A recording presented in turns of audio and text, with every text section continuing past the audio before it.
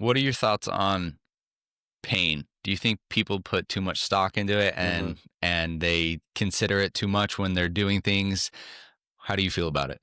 Yeah, so I guess I've kind of adopted the phrase from Truett, but it's just pain. I think that is one of the most like generally just like the truest things like of all time. I think people, like you said, people put so much stock into it, because I think this is how I looked at it, especially in my 100-mile race when I was like deep in the dumps. It's like um you might be going through this pain like in the moment, but then all you have to do is just like realize that the tomorrow or even a couple hours or even like every day during your workout, you're gonna be sitting on your couch eating food completely fine. You know what I mean? It's not like Hmm. if you're doing a hard workout or these hard things, like it's not gonna kill you. You know what I mean?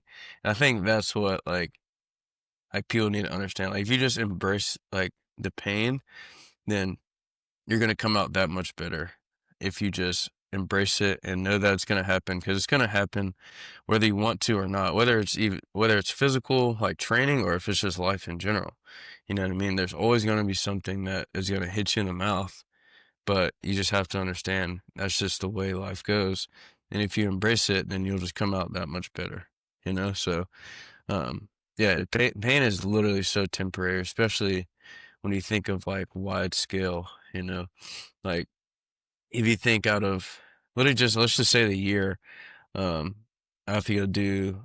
I'm trying to go run like a 240 marathon, and it's like I'm gonna let this feeling in this one moment out of this entire year, like dictate this one moment. It's like when you start thinking about it that way, it definitely changed your perspective on it. So yeah, I think yeah. I mean, that perspective is it's so true and important. But why do you think so many people don't have that? Do you think how were you able to develop and learn that mindset? It's I think it's just something that like you have to consistently kind of put yourself through. I think it's like the thing where like the involuntarily like suffering every day. I mean, because at the end of the day, like the pain or just like getting up and doing hard things every single morning, like it's still not easy for me. You know what I mean? It's not easy for everyone. We're all human at the end of the day. It's not like we want to go through that. But I think it comes down to just a mindset change. I think if you look at it as this is only gonna benefit me, not hurt me, then I think that completely changes the way your life like kind of gets moving. I think that's what happened to me a little over a year ago.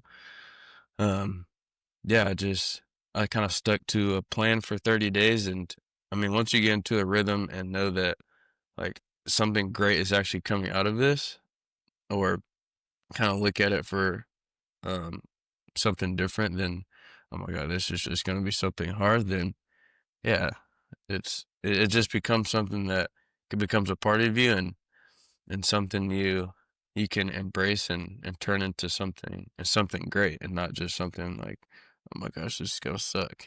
I think this sauna is such a good catalyst for that pain is so temporary because like when you're in the sauna and you start to get real hot, like you're 20 minutes in your head and you're just like kind of like shaking back and Hmm. forth like I want to get out of here, man. And then as soon as you step outside of the sauna, as soon as you crack Yeah, that door, it's like instantly yeah. better and you're like, man, I wasn't actually that uncomfortable. It's so crazy. Yeah, no, that's such a good analogy, because like literally you step out, it's like, wait, I'm totally fine. I'm not dead.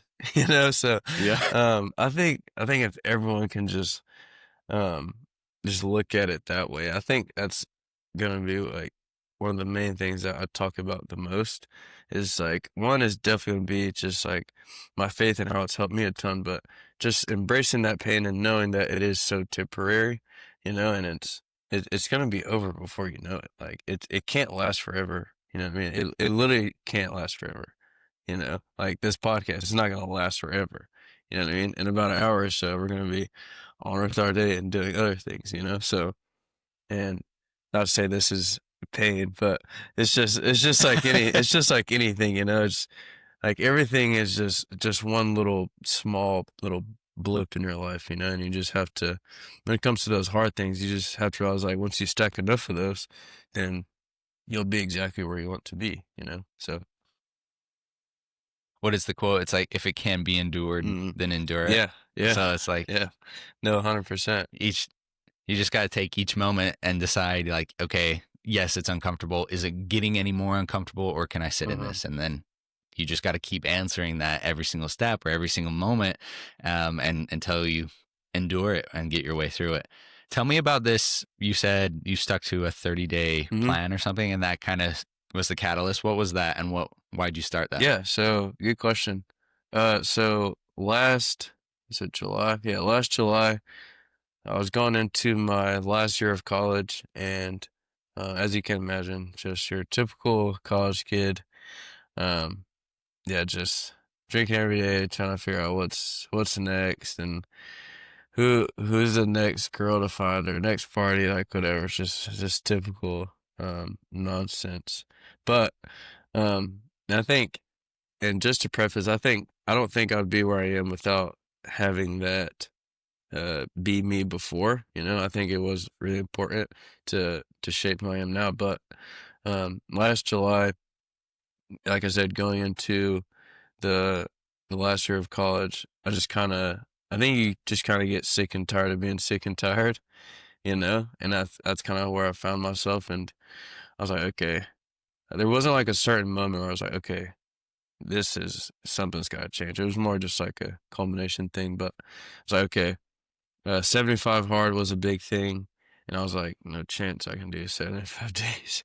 And crazy enough at the time, the reason I felt like I couldn't do it was because I can't drink for 75 days. Like, holy crap, which is just such a, like, just so crazy to think about.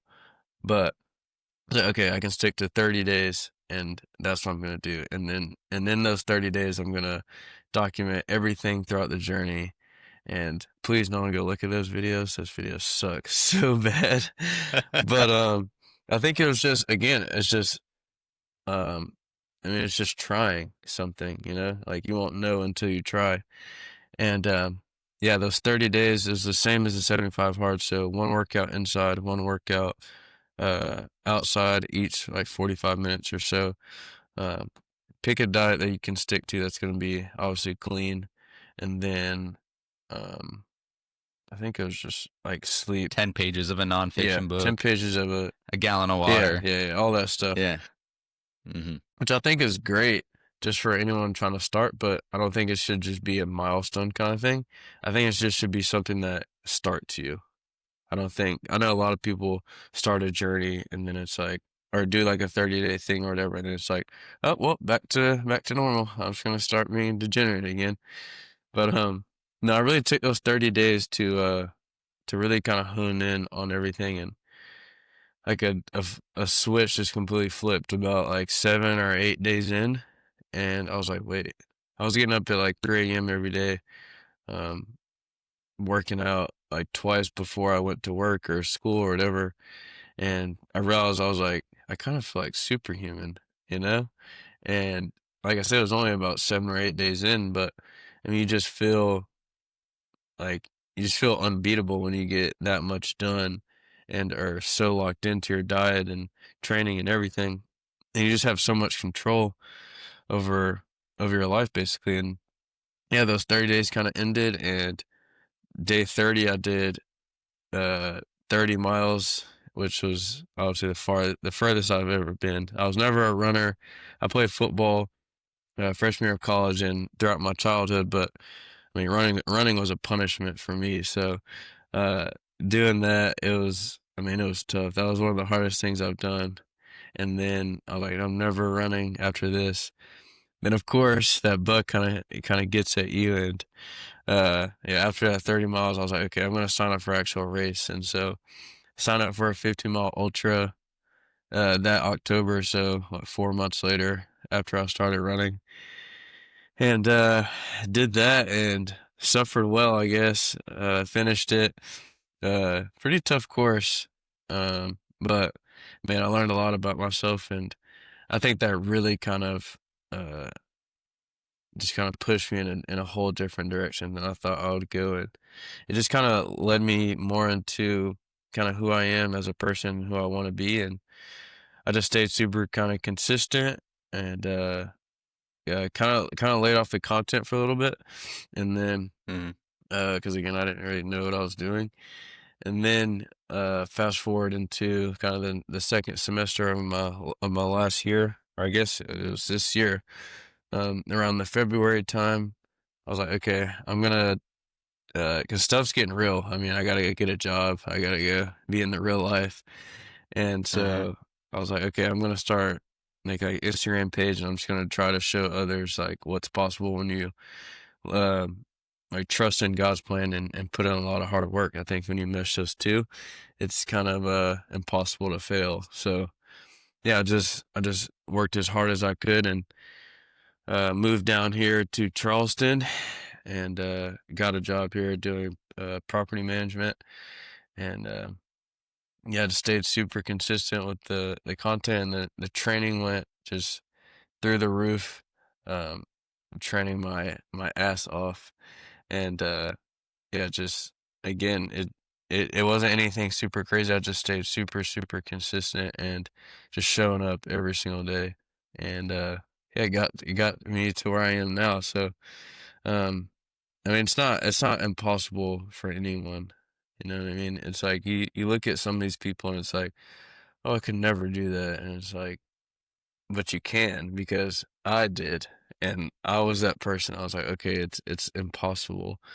But like I said, he's trusting God's plan and really put in some serious work. And I mean, it's literally impossible to fail. It truly is. So yeah, that's kind of my whole little spiel. But yeah, Your first so you did your 30 miles last day, your 30-day hmm challenge. How longest you ever ran, and you got the bug, you signed up for your 50 after that. How'd that 30 and that 50 miles go? Like, yeah, because you only had 30 days to train for that. You weren't running a lot prior to that. no, And then how long between that and your 50? yeah. So I started the challenge July 4th or the 30-day thing July 4th, and was just again, I had no idea what I was doing when it came to like the running kind of program or whatever. Like no one around me was running. I mean, it was just me. I was doing this whole journey by myself. All of my peers are still being college kids, so I had again no idea. I was just trying something different, but um, yeah, those 30. Oh, jeez, I don't remember how long it took. I think like 5 something hours or something. I which I guess looking back on it isn't too terrible, but Yeah. um, man, it had I had an Apple Watch at the time, and I was 20 miles in. I think I started at like 3 a.m. and it died on me at like 20 miles. I was like, of course. And so I literally ran home and got my charger. I drove back home because I only lived like 2 minutes or 3 minutes from where the park was, and went and tried to charge it in my car, see if I could slap it on for like 10 miles, hopefully. And then it just like it kept dying, so it was making it like way harder. And so I ended up having to track the rest on my phone. And so that added a whole element to it because I'm obviously so sick of being out there. Because the longest I ran before then was like 2 hours, maybe an hour and a Uh-huh. half. And yeah, I had no idea about fueling or hydration. It started raining. I was like, oh my gosh. And so yeah, I think again it just goes to um just embracing that pain and knowing that like it's not gonna last forever, you know. Think of it like this is a perfect example. That was a whole year and like some change later now. But in the moment, it felt like it was gonna last an entire eternity. You know what I mean? So it just goes to show like it's only so temporary. But yeah, did that 30 again, so rough. And then like I said, October is when I did the 50 miler, so I don't even know how many months that is. Four, is that four? Whatever. Um but yeah, just after once I signed up for it, I knew I was like, okay, like now we really gotta like dial in the training, especially as like running. So that's when I started doing a ton of research and obviously with following guys like Nick Bear, kind of watch his journey. Mm-hmm. just like all these guys, and just to figure out something. And again, that it brought me to, okay, if I can just show up every day, that's where the like running every day pretty much kind of started. It was like, okay, I'm not great at running, I'm not fast, but I can show up every day, you know? And Mm-hmm. um yeah, I just did that continuously and slowly started to figure out not a training plan, but something I could follow to where I could get to where I need to be able to run 50 miles, not race, but to be able to run 50 miles. And yeah, I got there, and it was at the Whitewater Center. I'm sure you know where that Mm-hmm. is. Yeah. Mm-hmm. And so I thought, um, I'd only done like the whitewater rafting there, but I thought it was gonna be relatively flat, and I was so wrong. It was it was so like the elevation was crazy as is, but so technical. And luckily I lived in Boone at the time, Boone, North Carolina. Um, and so it is a lot of technical trails and stuff, but I mean, I only trained in that so much because I wasn't expecting it to be that way. But yeah, super technical, and yeah, it's a lot more elevation than I expected. And so, I mean, it tortured me for sure. It was a torture fest. I think I ended up finishing 13 hours and 13 minutes, I think it was. And the Yeah. cutoff was 14 hours, which is just like looking back now, it's bonkers because I mean, gosh, I'm like walking, but no, I had met up with, basically, I went there by myself, but around like 20 miles in or so, or 15 miles in, there was these two guys from that area, and yeah, pretty much just leaned on each other. And um, I mean, I think to this day, if I didn't have those two, I don't know if my mental is there yet to be able to finish that race because I was struggling. And because it started in the morning before the sun came up, so I think it was like hour or two in the dark. And like I didn't know anyone. I'm just like, I've never been in a race environment. I'm just like, what? Why did I sign up for this? You're just going through these backwoods of these back trails of Concord or whatever, wherever it is. And yeah, man, it was oh, gosh, I was so hurt after that, but again, learned so much about myself. And um, as soon as I finished, I was like, how in the world do people run double that? Like, if I had to do that again, there's literally no chance. Like you're out of your mind if you think that's possible. And I told those two as well, and I was like, yeah, there's just no way. But we were so just happy to finish, and my family being there, I mean, it was just an awesome experience. And to have just done the 100 recently, and those two, we still chat and stuff, and they're just like, "God, you said you were never doing it," but they were just so happy for me. So That's awesome, yeah, man. God, it's crazy what running can do, man. I just completed my first 50 miler No in way. October. Yeah, so kind of same boat, but you're ahead. Not that I'm gonna push that far hard into ultra, Yeah, but that's I can awesome, dude. appreciate it. I did an Ironman 70.3 like 3 weeks before it, Shit. and that was the furthest I ever ran because it's like a half Like, marathon at the end. And then at the end of that, I was like, well, that's good enough for 50. oh So my 3 weeks later, God. I just went straight from 13.1 to Holy 50, crap, dude. and I did with my sister. You did the 50 with Well, your sister?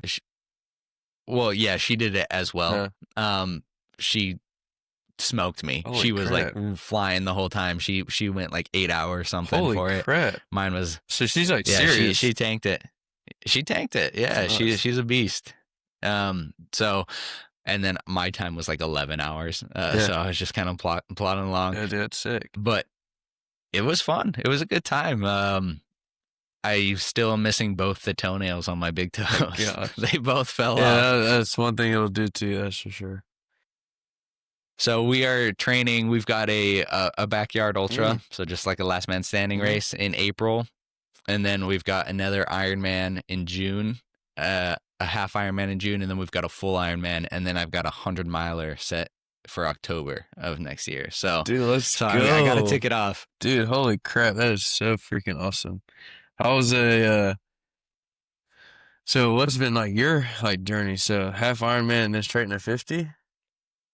Yeah, yeah. My thing is, I've always been like really good at fast, explosive movements, Mm-hmm. lifting, speed work, stuff like that. I have an Olympic lifting background, things like that. And I've always hated running as well and hated like the long endurance events. And so after I was done doing my competing in those events, I really just did not like being in the gym. I was like, I don't want to be here anymore. Don't I don't blame want you. to do anything. Like I need a break. And so for like 2 years I didn't do anything. I didn't, go to the gym. I was kind of getting kind of chunky. Mm-hmm. I'll get a little weight around the middle, but I just like the thought of going back into the gym. I was just like, I don't want to be here. And so I was like, cool, let me find something that I'm really bad at Mm-hmm. because I have a tendency to like, nobody wants to suck at something. And so like the more I can be good at it, the more I will like focus and take a lot of energy and try to excel at it. But for running or for like Ironman, I was like, I never want that physique of like an Mm-hmm. Ironman, like just like somebody who he's like aerodynamic, Mm-hmm. professional Ironman, This doesn't have big. a lot of muscle. Yeah. Exactly. So I was like, okay, that kind of takes the pressure off of it. Like, I don't have to be good. I don't have to try and win. I just have to do my best. So I started training for that with all my siblings. And then my siblings are all psychos too. So they're like, what's next? What's next? So it's just kind of just stacking on that thing. Having those people around you It's who huge. push you to something fun is huge. Mm-hmm. Exactly. Yeah. So you went from your 50 Mm-hmm. plodding along, didn't do as good as you Mm-hmm. hoped, didn't want to do it again, and then you did a 100, and I believe you won that Mm-hmm. and absolutely smashed Mm-hmm. that. So, what happened between those two races? Mm-hmm. Yeah. First off, I want to say your family's a bunch of freaking Avengers because holy crap, that's nuts. They're No, studs. that's awesome, dude. That's rare to see. So, I mean, you just got to be so proud of that. But Yeah. We were one person shy from setting the record for most family members doing an Ironman at the same time. So holy that's our goal crap, next year is to hold that record. how Yeah. many is it? So I have four siblings. So all five of us did it. So Holy. I just need to get my parents involved, and we'll get that dub. See like that to me is just sounds so like doesn't even sound real. Like I could Yes. imagine like literally my whole like family. It's like, yeah, we're gonna do Iron Man. Like, how do you even Yeah. like? God, that's insane, dude. Yeah. What'd It's your fun. parents do, or were they like athletes? That's nuts. Not outside of just like high school and that's it. But Jeez. I don't know. I was always active early on, and then kind of that just I continued that, and all my siblings kind of stayed with me, and they all wanted to do it, and Yeah. everybody's everybody in my family's competitive, so it's like, oh, if you're gonna do it, I'm gonna do it too. So Yeah. they just kind of we just all locked in and had a good time. But it was crazy going Awesome, dude. from zero to Ironman prep when none of us knew how to do Yeah. it. So I was just like on YouTube trying to watch Yeah. No, videos on you how get to it. You get it. train, Yeah. and it was a good I time. think that's like. I think that's the best part about kind of like all these different things. You know what I mean? It's like sucking at something so bad and just wanting to be like the best that you can be at it. I think for Hmm. me now, and just kind of where I'm at currently, is like I look at the journey as the destination and not as like looking at the outcome so much. I think Nick Saban said it, but like the outcome is like a distraction. You know, when you're so focused on the outcome, you just kind of lose sight of like what your true purpose is and why you do these things. And yeah, man, I think the journey is just it's so tough in the moment, but I mean, it builds so much of you, you know. So I mean, I'm sure your parents are like insanely proud. So that's awesome, dude. But I mean, likewise, dude. Your parents gotta be your. yeah, I watched your mini doc before I this. appreciate it, man. It was awesome. Yeah, dude, it was sick. So I'm excited to talk about Yeah. that a little because yeah, the story you're telling me about the 50 to go into that 100 is I want to know what happened there. Yeah. Man, it all came down to this recent summer. I've never been that. just committed to something in my entire life. I think I signed up in May for a November race. So I had, what, 25 weeks to train for it, or however many weeks.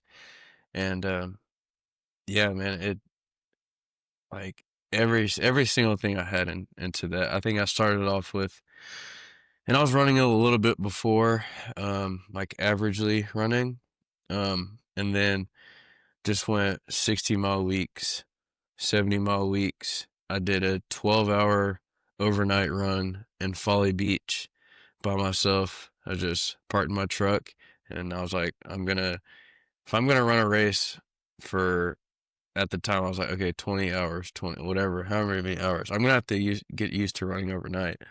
And so did a 12-hour run. And that was during the summer, I think August, maybe.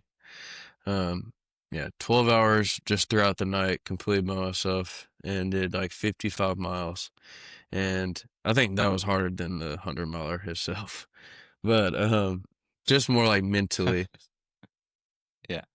Yeah, that training run was so hard. But again, if the training is really hard when it comes to race day or when it comes to the actual event you're doing, you're gonna be prepared by a million, So, Hmm. um, yeah, and then just kept stacking weeks and 70-mile weeks, 80-mile weeks. Sat at 90 for a little bit.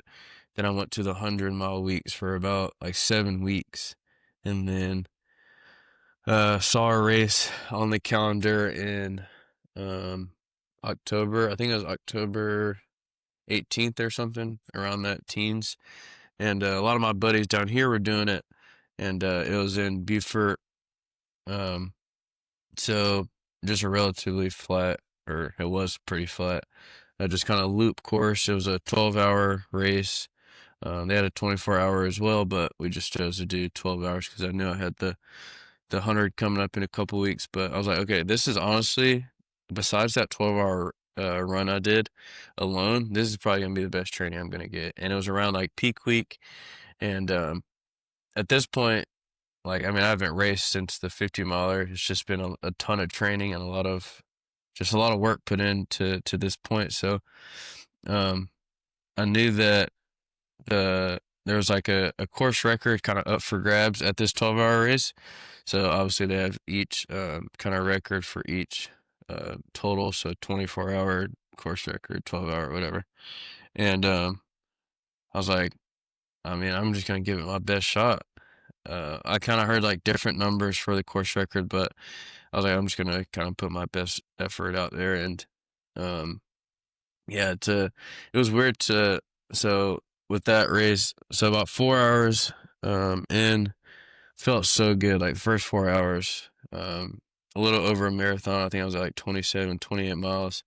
Just kind of cruising at like the 850 pace. Because again, it's kind of weird for the hour um races. Like you just have like a target of hours, not like miles. So it's kind of weird to like kind of know what pace to run at. But we just kind of sat together, me and two of my buddies, and they also killed it as well. I mean, they absolutely smashed it. But we kind of just hovered around each other, and yeah, it was a big race for just to try to figure out the fueling and how my legs would feel after running that long, and just a big experiment kind of race for the 100. Um, and then around the 5 to 6 hour mark, stomach issues were so bad. I was just Mm. trying to put in way too many carbs an hour. I already have a sensitive stomach as is, but our kind of plan was, and I didn't have like a super structured plan. I kind of just went into it. I was just like, I'm gonna figure it out. And I kind of planned it to be that way, just so I could. I'm a lot of like trial and error kind of guy. I mean, I'm just gonna figure it out. That's Yeah. just how life is in general. So, um, yeah. So about the 5 to 6 hours, stomach is just like blowing up. I can't eat. Like, it was so weird. I was listening to I think it was Sam Harvey. He set the record for the last man standing. At one point, he was like 400 something miles. But he was talking about So how stupid. I know it's ridiculous. That's so It's much. so ridiculous. But and not to compare myself to him, but he kind of had a moment in one of his races where anything that would touch his tongue, he would just like immediately like throw up. And I found myself at the exact same thing. It was the weirdest like experience ever. It had met like it was Rice Krispie treats. I would just go like this, and I would just be like, "Ugh." I just couldn't. Yeah. And who doesn't like Rice Krispie treats? You know what I mean? Yeah. And had about 1,000 Uncrustables, I swear. But um, yeah, it was just so weird. Couldn't get anything down, and so had to switch over to just liquid carbs and just try to drink Coca-Cola, anything with calories in it that I just couldn't eat otherwise. And yeah, I think and so around mile 50, stomach was just like absolutely just in a bind. And so I was trying to throw up and run at the same time because I'm still trying to keep pace, but I'm just like Hmm. running and like trying to throw up and it's just like not working. And so I was like, okay, I'm gonna have to just like try to get this all out. And then my two buddies just kind of take off.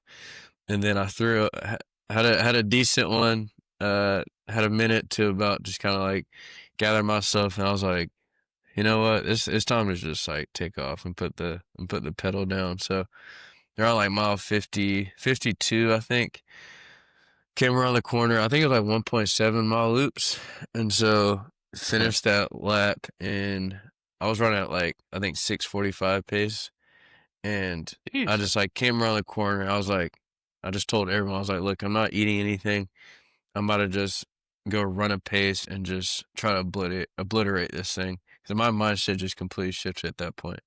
I was like, I'm just gonna do things my way, and cause I mean, at that point you're just so discombobulated. But um, so I'm just like moving, and I'm just kind of chilling at around like an 8:30 pace, and then they kind of tell me I want to say when I hit like 65 miles that I was on pace for to set the record. Now I still don't know exactly what it was. I think it was 75. No, 72 miles or something like that. I was like, Hmm. okay, so I'm gonna have to like speed up like a hair.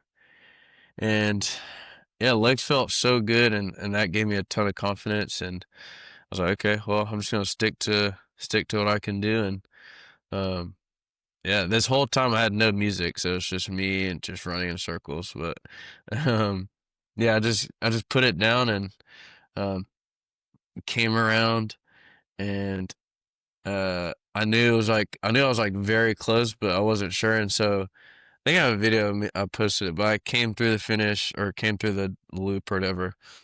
And I was like, how far am I from the record? And then that's when the guy goes, we now have a course record or whatever. And I was Yeah. like, oh shit, no way. And so it was so cool. And I think I had 15 minutes. I think 15 minutes or something like 15 minutes. And at this point it's like pitch black. And then I was like, okay, I'm done. I'm done running. I'm done running. And then Hmm. my my camera guy Clay is always pushing me, and his fiance, they're like right beside me, like recording me. And I was like, yeah, I'm done. Like the record, I'm done. I need to go lay down. I just like I think I ran like a like 8 minute miles or 750 miles or something. And I was like, I'm Hmm. done. And they're like, no, you have 15 minutes. You need to go break it some more. I was like, gosh. And I was like, you know what? I guess I could just sprint the last like 15 minutes or something. And so I was like, that's when I said, okay, let's go smash the record some more. And then that's when I think I did like 7:45s on my like 7:75 or whatever. And then came around and had like 3 minutes left. And that's just kind of when they gave me the trophy and everything. But um, yeah, that race it was so much fun and trying to go back next year for sure. But again, it was a big confidence. All that to say, it was a big confidence booster going into the 100. But Hmm. a couple days later, um, mind you, I could not sleep at all that night. Your body's just destroyed. But um, yeah, so the next day, like my knee is kind of like bothering me a little bit, and I was like, okay, I'm gonna go slow this next week, try to get a 100 mile weekend, and then do the 100. And then so I did 50 miles the following week, and knee was still like kind of like bothering me, but I was like, it'll go away. It's just like whatever. Because I'd Hmm. never had any like small injuries or anything throughout this whole kind of training block or whatever. And That's so, awesome. yeah, I was so blessed because I mean, it's a lot of volume to put on without getting injured. So lucky. But and then like I said, I was gonna go into a 100-mile week. Was going into it and then hit about 80 miles, and I was like, okay, my knee is like actually like bothering me. And so the first time ever, I actually played it smart by not running for like a couple of days leading into the race. So I think the rest of that week I hit like 85 miles total. And then the following week leading into race day, I was hitting like 2 miles a day or whatever. And Hmm. slowly got better. And then, yeah, I mean, I felt super confident, but again, got surprised when I went to go pick up my bib. And I was like, oh my gosh, this is about to be really hard. And again, just so much elevation, way more elevation than I thought there was going to be. And I mean, it's in the thick of the woods in Kings Mountain, South Carolina. And yeah, I ended up having, I think, 9,000 feet of elevation gained throughout the whole race. And yeah, so it absolutely murdered my legs, especially again, being in Charleston. I'm so used to Hmm. running on just straight flat road. But um yeah, it that was honestly just like a great day, like overall. Never had any stomach issues. Um I think that was the biggest thing that I took into that race was, okay, if my stomach goes, then I'm not gonna do well because like I know my legs can hold up because my legs are my like strongest part. Um but we just have to figure out like the fueling and where I'm gonna sit at with like carbs an hour or whatever. So we kind of thought around like the 80 grams an hour going in, just because I knew I was gonna be trying to run excuse me, pretty fast. Um, but again, I could like slightly feel it, like kind of like bubbling around. So I was like, okay, we're just gonna knock it down to like 50, 60. So that's where I kind of stayed at for pretty much like the whole race until I guess like the end. I was just stuffing my face with like grilled cheese or whatever because I just wanted some like hot food, and I guess I was just getting hungry. But Huh. yeah, we pretty much just stayed super consistent with what I was eating, and yeah, again, like legs rarely like get tired. Um, obviously they're wrecked after, but yeah, I mean it was a pretty like picture perfect day, and um, came out with the win in the course record too. I mean, again, there wasn't like, I mean, it's not some enormous race, but uh, yeah, I mean, it just gives me a lot of confidence, especially on a course like that. And it had rained a ton the day before, so the course was Hmm. super muddy, and we had to run through creeks. And again, I said there's a decent bit of elevation, so I think for what it was, I think like, I don't think I could have gone much faster for the time that I got, but um, yeah, super proud of the effort. And yeah, once you embrace the pain and realize it's so temporary, and look, now I'm here a month later and I'm totally fine. So yeah, that I guess With that's how I got to where I am now, I guess. any kind of structured training or coaching or any kind of development that occurred between the 12 and the 100 or the 50 and the 12 or now going forward? Yeah, so I've never had a coach before. Uh-huh. It's just I feel like I know myself like very well and know kind of what works best for me, especially at this point. Um, and I'm not saying getting a coach is, I think getting a coach is awesome. I just think for me personally, which I think I am going to pick up a coach here soon just to get to that kind of elite level where I want to be. Not set in Uh-huh. stone yet, but I think it can be, especially for like beginners. I wish I had a coach when I first started, for sure, because I had no idea what I was doing. I mean, I'm still trying to figure it out, but um, again, I think for me, like showing up every day is my biggest kind of like asset to my training and how I do these races. And I don't know. I just don't want that to come into conflict.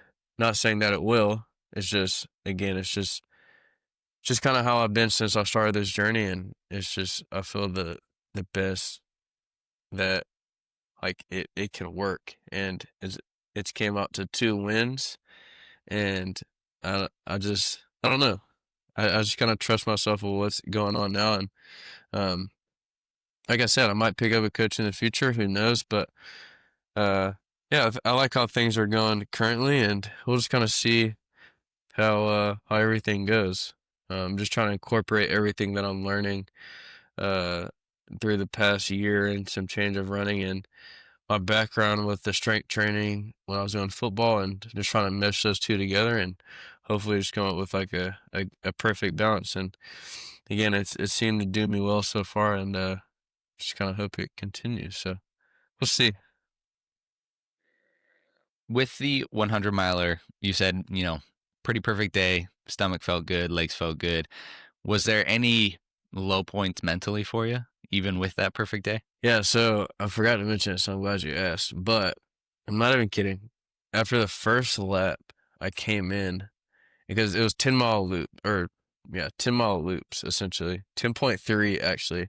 I was actually upset, not upset, but Yeah. I finished and it was like 102.7 or something. Those 2.7 miles and a 100 miler, like it's like showing up for like a half marathon, and it's like, oh no, you gotta run like 15 or 16, and it's like, well, no, but yeah, so it was 10-mile loops, and like I said, it had rained the day before, and so everything was so muddy in there. I remember this one part where, I mean, you literally just go straight downhill, and you have to like try to grab onto a twig so you wouldn't fall down the Mhm. whole thing. And then right after that, you go through a creek. And so I think you go through 3 or 4 creeks throughout the whole loop, and which I just didn't know, and way Mhm. more technical. And then so I came in, and I was like, in my head, I didn't say this out loud, I don't think, but I was like, "There's no way I finish. There's no way I finish this thing. This thing is way too hard." And so mentally, I honestly was complete, like, checked out, not checked out, but like literally the first lap, I was like, okay, this is gonna be a struggle fest for sure. And so I mean, just trying to take it for what it is. Again, just trying to embrace what's given to me. And I was gonna pick up my buddy Ed uh around mile 40 to start pacing me for the rest, or for a few miles or whatever. And got to mile 40, I was like, no, I need to go back up by myself. I've got to try to find some type of groove, because I'm not finding it at all. Like, I'm literally going one step in front of the other, and I'm 20 miles into a 100 miler, you know? And I was like, this is just going to be a long day. I mean, like I said, it was in the backwoods of, or not backwoods, but you're just in the mountains. So, you put yourself in the middle of the mountains. Like, if you listen to Cam Hanes, sometimes he talks about it when he's like hunting. And then Mhm. you put yourself in the woods at nighttime when it's pitch black by yourself. I don't think anything gets more, like, I don't want to be here more than anything like possible, especially trying to go run. And um I mean, like I said, I was trying to win, or I'm trying to win. I had the mentality of winning that too. So I mean, there's no slowing down or really anything. So Um, yeah, I was just trying to find a groove, and just never could really find it. But came in at mile 50, and it's just starting to get dark, and my whole crew is telling me, um, you got a guy behind you, um, that's he's about 30 minutes behind you, and he said he's coming for you. And I was like, oh, really? 'Cause mind you, I've pretty much been running by myself this whole time. I'm just passing people Were that are. were you Oh, so you weren't at first at this point? Yeah, no, I was, but I was just passing people that were Okay. just kind of walking, or just Yeah, understood. just just getting out there and doing it. So really shout out to them. I mean, I saw someone that did it in 32 hours. I generally think like doing the 32 hours was way harder than what I did. I got 100%. Like being out there, I was like, if I have to be out here for another 30 minutes, there's no way. And so like the fact that someone's out there for 32 hours, I forget their name, but huge shout out to them because I mean 32 hours is nuts. But Hey man, if you don't quit, you don't fail, no, right? yeah, You just keep 100%. grinding. Yeah, no, 100%. Like I said, huge shout out to them because I mean that takes a lot for sure. So, yeah, like I said, there's a guy behind me. Said he was about 30 minutes out, and I think I gave a quote, and he was like, "You must not know what I do for a living." And then that's when I just took off. Picked up my brother and saw my brother Keandre. He just kind of started his running journey too, a little like earlier this year, or honestly like middle of the summer, and knew he was gonna have to get about 25 miles in that day, and I mean that's a big task for anybody, especially in those mountains, you know. But picked him two up, and I was like, okay, we're gonna push the pace here, and for for 20 miles, I mean we put the hammer down. The fastest loops for sure out of the entire race was with those two in that stretch, and yeah, just slowly started to build that gap. And then I remember I had to change my socks because they got so wet from running through all the creeks and stuff. I didn't want my feet to get super soft, and so we ended up changing. And then that's when the crew had came in and was like, "Yeah, last time he came through, he didn't stop. He just kind of ran through. So he might be closer than we expected." I was like, okay, well, he's not winning, so I'm gonna have to run faster. um, Gosh, I wish I remember his name too. Gosh, but he ended up running a really good time too. For again, that course was tough. I think he also beat the course record. I think he had 20 hours or 21 hours. I think no, it was 20 hours and like 50 minutes or something, and I did 19 like 30. But um, yeah, I remember. Like I said, I mean, I just gotta run faster. So I think mile 75, we had did like a 8:30 mile, and to me, I felt like I was sprinting, because like I said, it was so technical out there, and so I'm just like running over, I'm just jumping over stuff and like just sprinting, and then yeah, just kind of like just chicken away at the mileage, and then um yeah, get around to like mile. No, I finished the last lap or the one before, so I'm at 90 or technically like 92. But I'm just standing there and I have a video of it, and I'm just standing there and I just kind of close my eyes and I'm just like I'm just so out of it. Like I just want to be done so bad. Like I'm so tired of these loops, but knew I pretty much had it in the bag at that point. I just literally had to finish 10 miles, and you can hear my brother in the background. He's just like, "This is your daily morning run. This is literally what you do every single day."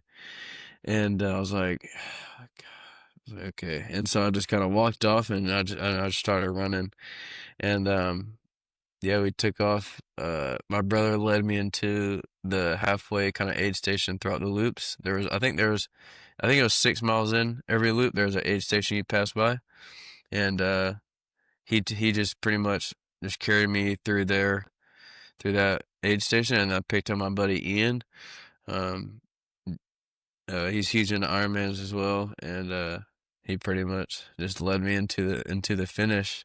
It's so funny because kind of their job at that point was just to make sure I just didn't trip because Mm. I'm just being so lazy with my feet, but because my buddy Ian, he'd be like root rock root rock root root Uh, rock, and it was so funny. It was like a song to him at that point, but um yeah, he pretty much just kind of carried me through, and yeah, man, I got so emotional when I came to the bottom of the platform before you go up to the finish, and I was just like we did it, and I just like gave him a hug, and then we just ran up the thing together, and then all my family and friends were there, and yeah, man, I can't even.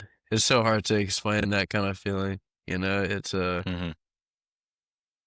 I mean, you just can't do it by yourself, and when you have those people that are just there for you, and like you just think about like all the work, like all those lonely hours and in the rain and like the 110 degrees and like some runs feel like you're gonna die, and then you get to this moment and it's like all of that was like worth it. So again, it's just, I mean, you just gotta stack those daily like small effort and like wins, and like, I mean, you never know what you're gonna like come of it. I mean, it really does like bring you to moments you are just so special. So yeah, that was an awesome day, and looking forward to see what we got next. So it's just gonna get bigger and better. Some people think, ultra distance, these running events are solo events, but it's crazy how much your team and your support group plays into that, even with pacing, with just being there at the pit stops to give you that motivation. It's how much of a role did they play for you? It sounds so cliche, but like if you want to go fast, go alone. But if you want to go far, like go like bring people along with you. I mean, it's generally like the truest thing like ever. Um, I've slowly built the team around me now to where it feels like I actually have people that are here to support me, and um, we support each other, and to support each other grow into again what we didn't think was possible. So I mean, having them there and like just seeing their faces and like um I'm sure you could hear it in like all the videos I posted recently about the 100, but um they posted, or you can just hear in the background there's always Tupac playing. And that was pretty much like my hype up songs, was just listening to some old Tupac. And it's so funny, but I'd come around the loop and they'd have this big speaker, and they'd just be blaring it, which now that I think about it was like so extra because everyone else there is like just dying and just being like silent. But no, they were just having fun. But um yeah, man, like I couldn't imagine like doing like that thing without them. I mean, when you come into the aid stations, I mean, they're taking both your bottles. They're stuffing your I had like this little belt thing. They're stuffing it with stuff and making sure you have X amount of carbs on you, or water, or electrolytes. Like I don't have to think at all. I just have to run. And so like when you take out all this other stuff, all this other stress and time, not only are you just saving yourself, but um yeah, you're just saving so much time, and then to have to experience with other people is just like so special. You know what I mean? It's like when you can look at these people that you love and they genuinely just look so proud of you. It's like you can't find that feeling anywhere else. And I think that's why um especially ultras, or just like these really hard endurance like events, um, are just so special, and something I've leaned so into, is because these experiences you can't create with any other um sport, let alone just like life in general, and like Jake, with them running the 200 miles across South Carolina, they are never gonna find experiences like that like ever again. Like I joined them on the last like 8 miles or so because I had work and everything, but um, I mean, just hearing the stories and seeing all the stories and all the Instagram posts of them just being dead in the minivans, and like just hearing the stories about like, oh, when Jake did this, or when so and so did this, and we were so dead here, and like it's just lifelong experiences that you're never gonna get in anything else. And I think Yeah. that's why, again, and now it makes me think about the question you asked earlier, and why I kind of continue to do these things, or what kind of made me kind of chase this stuff is like, I mean, the experiences are just like insane, you know, you just aren't gonna gain it from anything else. And um, we only live once, and it's you just want to get the most out of it. And I think doing these really hard things really does kind of bring some of that greatness out of you and those experiences. So I got asked yesterday because we were talking about some training. And he's like, yeah, man, you know, I just don't like to run. He's like, you're so lucky you enjoy running. I was like, bro, I don't enjoy running. yeah, That's the whole point, yeah, though. He's like, I enjoy how I feel. I enjoy the way I see myself. I enjoy the experiences I have when I do hard things, but I don't enjoy running. Like, you don't have to enjoy it to do it. You just got to decide to do it. And if you do, you're in for a world of just good times, good friends, good experiences. yeah. I think yeah, I mean, I feel the same way. I think it's kind of weird because I think we don't like running, but we also love it, you know, in a Hmm. weird, in a Yeah. really really weird way, you know. Um, I mean, I wake up and it's cold here in Charleston, but and I know a lot of people are doing a lot worse. I know it's snowing in other places, but um, yeah, I mean, when you're just so cozy in bed and you just gotta, even David Goggins says it. I mean, the hardest MFer on the planet. Uh, and he'll sit there and just look at his shoes for 10 minutes, you know? And, I mean, we're all human, you know what I mean? You can't look at some of these people and be like, oh, they just have it, or it's just so easy for them. It's just like, no, like we all are going through the same stuff, and it may not be like similar situations, but we're all dealing with our own things, and um, like it is all hard, you know. But again, it creates uh, a different human of you, and um, yeah, it really does. It does bring the best out of you for sure. Yeah, absolutely. I always say, I don't like running, but I like that I ran. Yeah, So yeah, you yeah. you got to chase it, man. You got to choose every day to do the difficult thing, do the thing that's going to move you forward. And you're right. Eventually, you will start to enjoy it a little bit more, and it becomes a little easier. But it's never Mm-mm. easy. There's always going to be those Yeah. hard days. Yeah, you'll It's never awesome, man. regret a run or a workout. That's like, if any person regrets a workout or a run, then they might have to go get checked. But I don't think anyone will regret ever pushing themselves, and I think that's why you have to just embrace that pain, you know. So That's awesome, man. Well, what's next? Do you have anything on the books? Do you have anything scheduled? yeah, so I also have a last man standing coming up. It's not like confirmed yet. He's still figuring out the race details. It's the same race director of the 12-hour race. He just wants to figure out, I guess, the actual date of it. So we'll be doing that. I'm also curious about the one you're doing in April, because Yeah. I kind of want to Hey, dive into that for sure. Um, it's out in Utah.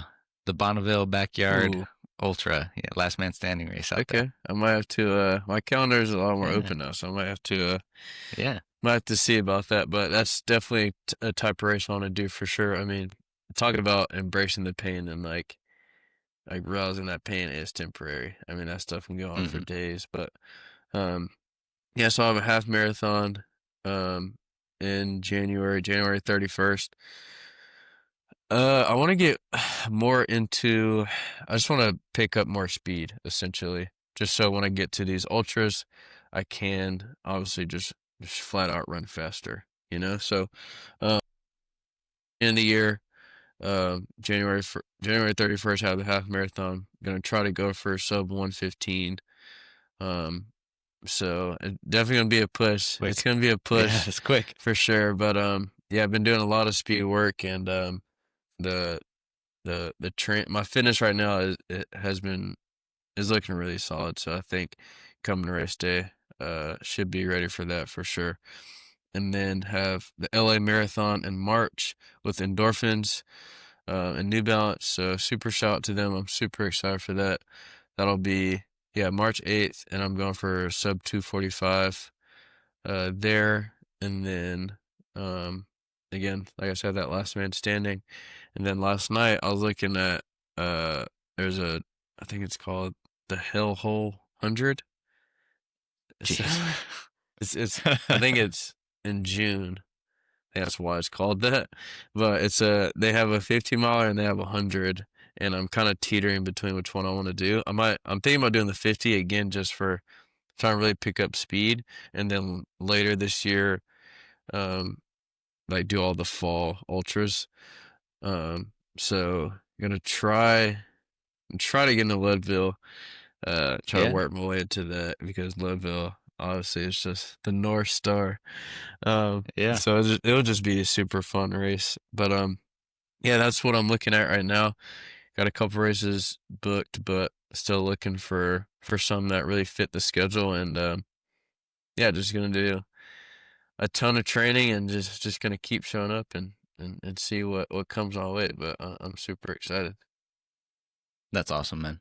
I live out in Denver, so Oh yeah, yeah, that's we right. kind of go. I got some lads out there who do the Leadville mountain biking or the Yeah, Leadville the running, and my sister who did the 50 with me, she just texted me the other day the lottery submission yeah, for the Leadville. uh-huh, She's like, "Let's do yeah. this." It's expensive though. It's like $500 to Yeah, put in there. yeah, that's why I said I can hopefully get my way in there because that lottery, I was Yeah, like, "W- that's a lot, man. yeah, That's a lot. it That's a is. lot." But I mean, That's it's a sick, man. historic race, and I mean, it kind of deserves that type of popularity and stuff. So, It does. I had Adrian McDonald on. mm. We were talking. He held the record for the Leadville 100, Oh, really? and Oh, set it yeah, for. But he's a stud, dude. That guy is so yeah, it's quick. insane, Um, insane some of these yeah. times, dude. It's again unfathomable, but Hey, man. They've just I been was working, a little bit they've just been longer. doing it for a long time, Yeah, so yeah. respect to them. That's awesome, man. Well, where can people follow you? Where can they get more? Yeah, so every handle should be the same. So Kallai Buyna Fit, uh, TikTok, Instagram. Just started posting on YouTube consistently. Been having a lot of fun with that. YouTube's so fun. I've been Yeah, always wanting to get it into is. the long form stuff because I mean YouTube's been around for so long and it seems to never go anywhere. And people always kind of love the long form and just like behind the scenes. So posting a lot more there and yeah, Kallai Buyna Fit pretty much everywhere and yeah, be on the lookout. There's a lot of stuff coming up. So yeah, I'm stoked for the year. It's gonna be a really, really big year. And I really appreciate you having me on, man. And it's been a pleasure. It's again, this is my second podcast, but I'm glad this was my second one. This is a lot of fun. Uh, Even though I'm just over here Thanks, man. yapping, but No, no, man, you're awesome. You're an awesome guy, and yeah, it was cool. uh, Cool experience. I appreciate that a lot, man, dude. It was been fun having you on. It's always funny when my guests say like, "I don't want to be the only one talking," or "I'm yapping." I was like, "That's the people who are listening for you. They want you. They don't care about me. So please talk." But it's been a pleasure having you on, and it's been really cool to see. I'm fascinated by people who excel in the sport of like ultra distance because it is so tough, Hmm. and people always think that these people are unique or different than themselves or they're doing something special, and it's not. They're just consistent. Like, they have bad days. You've had bad days where you've been mentally down. You've had bad days where you've been physically down. Your stomach's not doing right. The only difference is you just keep Hmm. going, and Yeah, it's just that kind of mentality. yeah, yeah, man. It's it's almost like mind blowing to me. It like leaves me like speechless like how simple it really is. It's you just keep showing up, and that's why I've had my bio for so long now because I think it is that important. Um, I think like again, I was never the best athlete.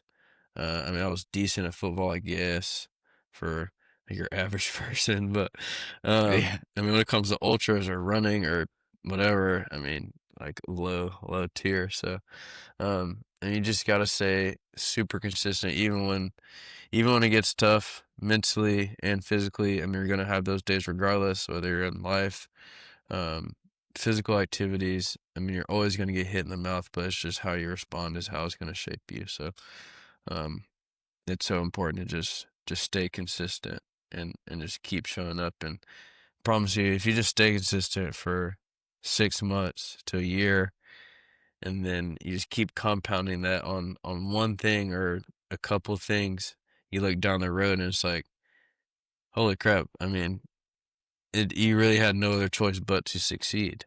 Again, like I said, Hmm. if you just follow God's plan and put in a lot of hard work, you put those two together, it is quite literally impossible to fail. So, um, yeah, it's so simple, but it's not easy. But not easy.